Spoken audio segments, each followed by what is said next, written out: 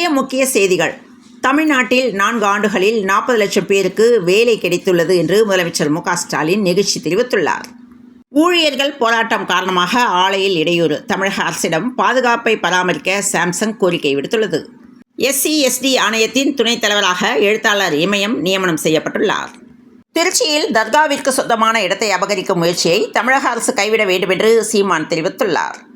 கரையாப்பாளையூர் சிப்காட்டுக்கு எதிரான நீதி கேட்டு நெடும் பயணம் ஒத்திவைக்கப்பட்டுள்ளதாக PR பாண்டியன் தகவல் தெரிவித்துள்ளார். நீங்கள் நடத்தும் தனியார் பள்ளிகள் செழிக்க ஏழை மாணவர்களின் எதிர்காலத்தை அழிக்காதீர்கள் என்று அண்ணாமலை பேசியுள்ளார். மதுரை மாவட்டம் தோப்பூரில் 220 ஏக்கர் பரப்பளவில் எய்ம்ஸ் மருத்துவமனை கட்டுமான பணிகள் வேகமாக நடைபெற்று வருகின்றன. இந்நிலையில் முழு கட்டுமான திட்டத்தையும் பிப்ரவரி 2027க்குள் முடிக்க திட்டமிடப்பட்டுள்ளதாக மதுரை எய்ம்ஸ் முதன்மை இயக்குநர் ஹனுமந்த்ராவ் தெரிவித்துள்ளார். கடந்த 4 ஆண்டுகளில் பள்ளி கல்வித்துறைக்கு ஒதுக்கப்பட்ட 1.5 லட்சம் கோடி ரூபாய் எங்கேதான் சென்றதோ என்று தமிழக பாஜக தலைவர் அண்ணாமலை கேள்வி எழுப்பியுள்ளார். தமிழ்நாடு முதலமைச்சர் மு க ஸ்டாலின் 2 நாள் சுற்றுப்பயணமாக கடலூருக்கு சென்றுள்ளார். இந்த பயணத்தின் போது பல்வேறு புதிய திட்டப்பணிகளுக்கு அடிக்கல் நாட்டி முடிவுற்ற பணிகளை திறந்து வைத்து அரசு நலத்திட்ட உதவிகள் வழங்க உள்ளார். சிதம்பரம் நடராஜர் கோவிலில் கனகசபை மீது நின்று பக்தர்கள் தரிசனம் செய்ய அனுமதி அளித்து பிறப்பிக்கப்பட்ட அரசாணையை எதிர்த்து சென்னை ஐகோர்ட்டில் வழக்குகள் தாக்கல் செய்யப்பட்டிருந்தன. எம்ஜிஆர் என்னை நீக்கிவிட்டார், சேர்வதற்கு தவம் கிடந்தோம் என்று KP முனுசாமி OPSக்கு அட்வைஸ் கூறியுள்ளார். குமரி மாவட்டத்திற்கு கேரளா வழியாக கஞ்சா கடத்தப்படுவதாக போலீசாருக்கு புகார் வந்த வண்ணம் உள்ளது. இதனால் சிறப்பு படை போலீசார் அவ்வப்போது எல்லைப் பகுதிகளில் ரோந்து பணி மேற்கொண்டு கஞ்சா கடத்தி வருபவர்களை கண்காணித்து வருகிறார்கள். இந்த நிலையில் கேரளாவிலிருந்து குமரிக்கு கஞ்சா கடத்தியதாக 4 பேர் கைது செய்யப்பட்டனர். செங்கல்பட்டு மாவட்டம் கல்பாக்கத்தை சேர்ந்த பெண் ஒருவர் கடந்த 16ஆம் தேதி பனையூர் சுங்காச்சாவடியில் சென்னையிலிருந்து சிதம்பரம் நோக்கி செல்லும் அரசு பேருந்தில் ஏற முயன்றுள்ளார். ஆனால் பேருந்து அங்கு நிற்காததால் பேருந்தை வழிமறித்து கேட்டதற்கு ஓட்டுநரும் நடத்துனரும் அந்த பெண்ணை தகாத வார்த்தைகளால் திட்டியதாக கூறப்படுகிறது. இதனைத் தொடர்ந்து பெண்ணிடம் வாக்குவாதத்தில் ஈடுபட்ட அரசு பேருந்து ஓட்டுநர் நடத்துனர் பணியிடை நீக்கம் செய்யப்பட்டனர். மதுரை மேல பொன்னகரத்தில் இன்று மின்தடை அறிவிக்கப்பட்டுள்ளது. மதுரை அரசரடி உப மின் நிலையத்தில் மாதாந்திர பராமரிப்பு பணிகள் மற்றும் மரக்கிளைகள் வெட்டும் பணிகள் மேற்கொள்ளப்படுவதால் இன்று காலை 9 மணி முதல் மாலை 5 மணி வரை சில பகுதிகளில் மின்தடை ஏற்படும் என்ற தகவல் வெளியாகியுள்ளது. சமூகத்தில் ஒடுக்கப்பட்ட மக்களுக்காக போராடியவர் ஐயா வைகுண்டர். அவர் வழியை பின்பற்றும் மக்கள் அவரை சிவன், பிரம்மா, விஷ்ணு ஆகிய மும்மூர்த்திகள் ஒருங்கிணைந்த அவதாரமாக கருதி வழிபட்டு வருகின்றனர். குறிப்பாக தென் மாவட்டங்களைச் சேர்ந்த பெரும்பாலான மக்கள் அவரை வழிபட்டு வருகின்றனர். இந்த நிலையில் ஐயா வைகுண்டர் அவதார தினத்தை முன்னிட்டு மார்ச் 4 நெல்லை, தூத்துக்குடிக்கு உள்ளூர் விடுமுறை அறிவிக்கப்பட்டுள்ளது. நான் CBSE பள்ளி எதுவும் நடத்தவில்லை என்றும் எனது இடத்தில் ஒருவர் நடத்த உள்ளார், எனது இடத்தில் நடத்தப்படுவதால் எனது பெயரை பயன்படுத்துகிறார்கள் என அண்ணாமலையின் குற்றச்சாட்டுக்கு விடுதலை சிறுத்தைகள் கட்சியின் தலைவர் தொல் திருமாவளவன் மறுப்பு தெரிவித்துள்ளார். நர்சிங் மாணவிகள் சாலை மறியலில் ஈடுபட்டனர். காவல்துறையினருடன் தள்ளுமுள்ளு ஏற்பட்டது. மதுரை தூத்துக்குடி நெடுஞ்சாலையில் அருப்புக்கோட்டை தனியார் நர்சிங் கல்லூரி மாணவிகள் சாலை மறியல் போராட்டம் நடத்தும் அளவுக்கு விவகாரம் விஸ்வரூபம் எடுத்துள்ளது. எந்திரன் திரைப்படத்தின் கதை காப்புரிமை தொடர்பான வழக்கில் இயக்குனர் ஷங்கரின் சொத்துக்கள் தற்போது அமலாக்கத்துறையால் முடக்கப்பட்டிருப்பதாக கூறப்படுகிறது. இதில் ஷங்கருக்கு சொந்தமான 10,11,00,000 மதிப்பிலான 3 அசையா சொத்துக்கள் முடக்கப்பட்டுள்ளதாக தகவல்கள் வெளியாகியுள்ளது. முன்னாள் முதல்வர் ஜெயலலிதா சொத்து குவிப்பு வழக்கில் பறிமுதல் செய்யப்பட்ட 27 கிலோ தங்க நகைகள் உள்ளிட்ட பொருட்களை ஏலம் விடுவது தொடர்பாக அரசு சார்பில் விரைவில் உயர்மட்ட ஆலோசனை நடத்திருப்பதாக தகவல் வெளியாகியுள்ளது. தேசிய கல்விக் கொள்கையில் இந்தி மொழி கட்டாயமாக்கப்படவில்லை என்று அண்ணா பல்கலைக்கழக முன்னாள் துணைவேந்தர் பாலகுருசாமி தெரிவித்துள்ளார். தமிழகத்தில் சாதிவாரி கணக்கெடுப்பு நடத்தப்படும் என்று பட்ஜெட் கூட்டத்தொடரில் முதல்வர் அறிவிக்க வேண்டும். இல்லாவிட்டால் மாநிலம் முழுவதுமாக பல்வேறு கட்டங்களாக தொடர் போராட்டங்கள் நடத்தப்படும் என்று பாமக தலைவர் அன்புமணி ராமதாஸ் தெரிவித்துள்ளார். திமுக அரசு பொறுப்பேற்ற பிறகு கடந்த 4 ஆண்டுகளில் 40,490 பேருக்கு கலந்தாய்வு மூலம் பணி மாறுதல் கிடைத்துள்ளதாக அமைச்சர் மா சுப்பிரமணியன் தெரிவித்துள்ளார். அதிமுக சார்பில் ஜெயலலிதாவின் 77வது பிறந்தநாள் விழா சென்னையில் உள்ள கட்சி தலைமை அலுவலகத்தில் வரும் 24ஆம் தேதி நடைபெறவுள்ளது. தமிழக காங்கிரஸ் தலைவர் செல்வ பெருந்தகை அப்பதவியிலிருந்து மாற்ற வலியுறுத்தி மாவட்ட தலைவர்கள் 25 பேர், ஒரு MLA நேற்று 2வது நாளாக டெல்லியில் முகாமிட்டுள்ளனர். காங்கிரஸ் தலைவர் மல்லிகார்ஜுன கார்கேவை இன்றும், மக்களவை எதிர்க்கட்சித் தலைவர் ராகுல் காந்தியை நாளையும் சந்திக்க இருப்பதாக தெரிவித்துள்ளனர். அதிமுக உட்கட்சி விவகாரம் மத்திய அரசின் திருவிளையாடல் என மாநில சட்டத்துறை அமைச்சர் S. ரகுபதி தெரிவித்துள்ளார். தைரியம் இருந்தால் அண்ணா சாலைக்கு வர சொல்லுங்க என்று துணை முதல்வர் உதயநிதி ஸ்டாலின் பாஜக மாநில தலைவர் அண்ணாமலைக்கு சவால் விடுத்துள்ளார். சென்னை அண்ணா சாலைக்கு தனி ஆளாக வருகிறேன், இடமும் நேரமும் குறிப்பிட்டு சொல்லுங்கள் என்று புதிய நிதி சவாலை ஏற்றுக்கொண்டு பாஜக மாநில தலைவர் அண்ணாமலை தெரிவித்துள்ளார். கட்சித் தலைவர்கள் கட்சி கொடிகளை பொது இடங்களுக்கு பதிலாக சொந்த அலுவலகங்களில் வைத்துக் கொள்ளுங்கள் என உயர்நீதிமன்றம் உத்தரவிட்டுள்ளது. நாங்கள் மனது வைத்தால் திமுக அரசை வெளியேற்ற முடியும் என்று பாஜக மூத்த தலைவர் எச். ராஜா கருத்து தெரிவித்துள்ளார். தென்காசியில் ஸ்கேன் சென்டர் அறையில் சிக்கிக்கொண்ட மூதாட்டியும் அவருடன் இருந்த செவிலியரும் நவீன தொழில்நுட்ப உதவியுடன் மீட்கப்பட்டனர்.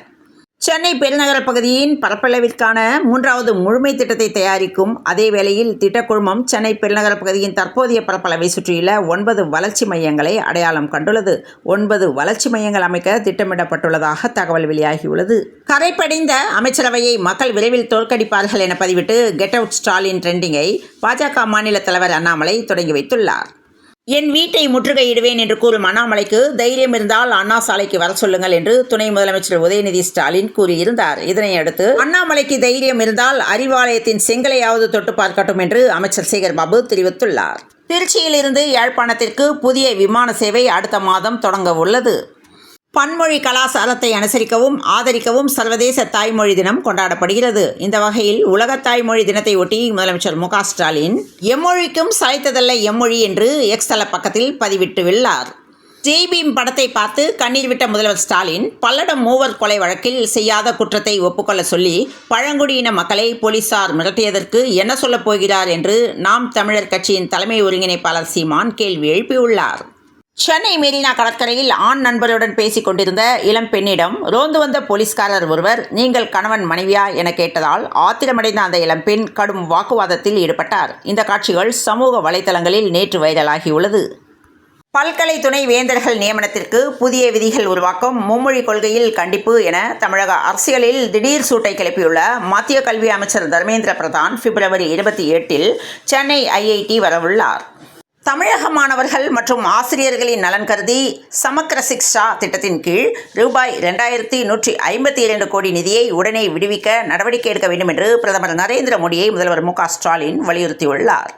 பழைய வண்ணாரப்பேட்டையில் செயல்பட்டு வந்த மின்கட்டண வசூல் மைய அலுவலகம் இடமாற்றம் செய்யப்பட்டுள்ளது. சுதந்திரம் அடைந்து 75 ஆண்டுகளாகியும் தீண்டாமையை ஒழிக்க முடியவில்லை என்று கவர்னர் RN ரவி வேதனை அளித்துள்ளார். நடப்பாண்டிற்கான வருமான வரி மசோதா பிரிவு கணக்காளர் வரையறையில் செலவு கணக்காளர்களை சேர்க்க வேண்டுமென இந்திய செலவு கணக்காளர் நிறுவனத்தின் தெற்கு தலைவர் விஸ்வநாத் பட் தெரிவித்துள்ளார். இந்தியாவில் அனைவரையும் உள்ளடக்கிய ஒருங்கிணைந்த கல்விக் கொள்கையை வகுக்க வேண்டிய கட்டாயம் எழுந்துள்ளது என சென்னையில் வியாழக்கிழமை தொடங்கிய பன்னாட்டு கருத்தரங்கில் விடுதலை சிறுத்தைகள் கட்சியின் தலைவர் தொல் திருமாவளவன் வலியுறுத்தியுள்ளார். தீண்டாமையை தடுக்க மாணவர்கள் துணிவுடன் செயல்பட வேண்டுமென ஆளுநர் RN ரவி வலியுறுத்தியுள்ளார். தமிழ்நாட்டின் நிதி சார்ந்த கோரிக்கைகளில் முற்போக்கான அணுகுமுறையை 16வது நிதி ஆணையம் கடைபிடிக்கும் என்று முதல்வர் மு. ஸ்டாலின் நம்பிக்கை தெரிவித்துள்ளார். பேராசிரியர் அன்பழகன் விருதுக்கு தகுதியான சிறந்த பள்ளிகளை தேர்வு செய்து பிப்ரவரி 27 பட்டியல் அனுப்புமாறு முதன்மை கல்வி அலுவலர்களுக்கு பள்ளி கல்வித்துறை உத்தரவிட்டுள்ளது. குற்ற செயல்களை முன்கூட்டியே கண்டறிந்து தடுக்கும் வகையில் குற்றவாளிகள் தொடர்பான உளவு தகவல்களை பகிர்ந்து கொள்ள வேண்டும் என்று தென் மாநில காவல்துறையின் மண்டல அளவிலான கூட்டத்தில் முடிவு செய்யப்பட்டது.